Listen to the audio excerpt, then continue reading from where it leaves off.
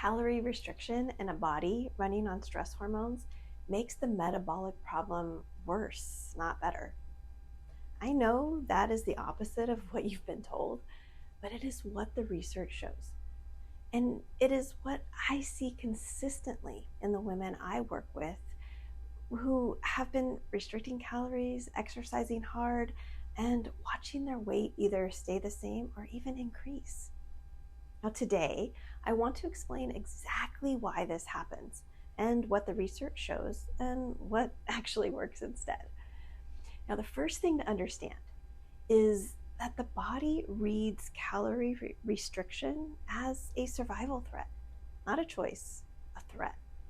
And all threats trigger cortisol. When cortisol rises in response to restriction, it simultaneously increases fat storage. It raises blood sugar, it increases appetite for high-calorie foods, and begins breaking down muscle tissue. These are the very things you are trying to prevent by restricting the things cortisol is producing in response to the restriction. Now, during perimenopause, this dynamic is amplified because estrogen and progesterone, which help moderate the stress response, have declined.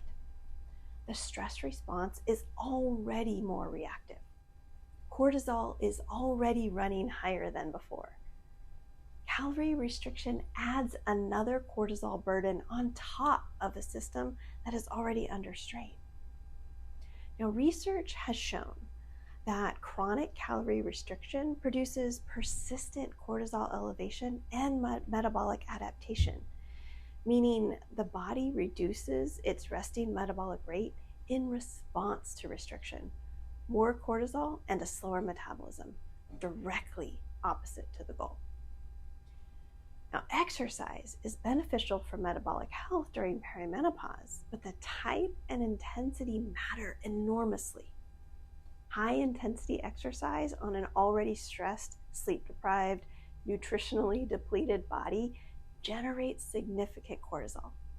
When cortisol is already running high from the perimenopausal stress response and calorie restriction, adding intense exercise can push it to a point where it actively worsens fat storage rather than improving it. This is why so many women describe exercising more intensely than ever and either not losing weight or even gaining it. The cortisol generated by the exercise in that physiological context is making the problem worse. The solution is not to stop moving. It is to match the type and intensity of movement to where the body actually is right now.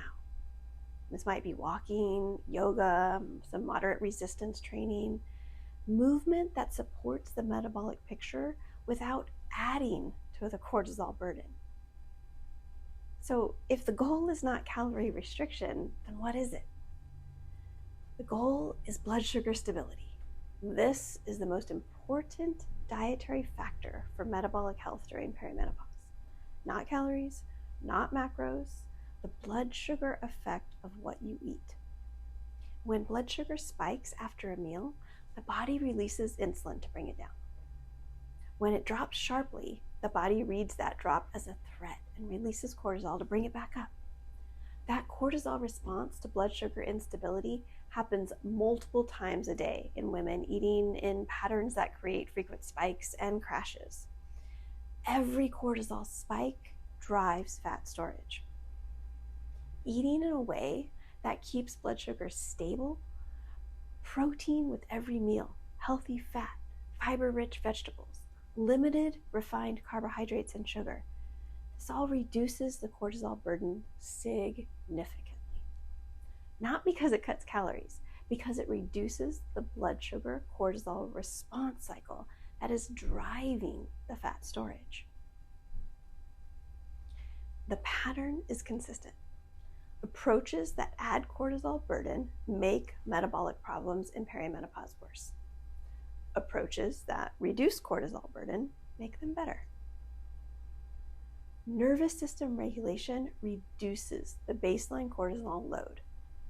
Blood sugar stability through food choices reduces the cortisol response cycle. Sleep, which is already disrupted for many perimenopausal women, is one of the most powerful cortisol regulators the body has. Improving sleep quality is a metabolic intervention as much as a sleep one.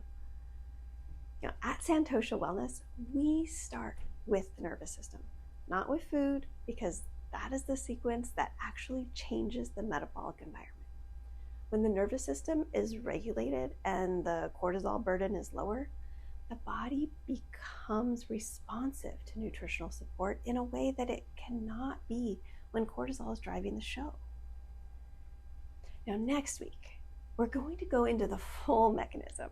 What is cortisol, estrogen, and thyroid? What are each of these doing to the metabolism and how they interact? That is the video where everything we have covered so far starts to fit together into a clear picture. So I look forward to seeing you then. Bye-bye.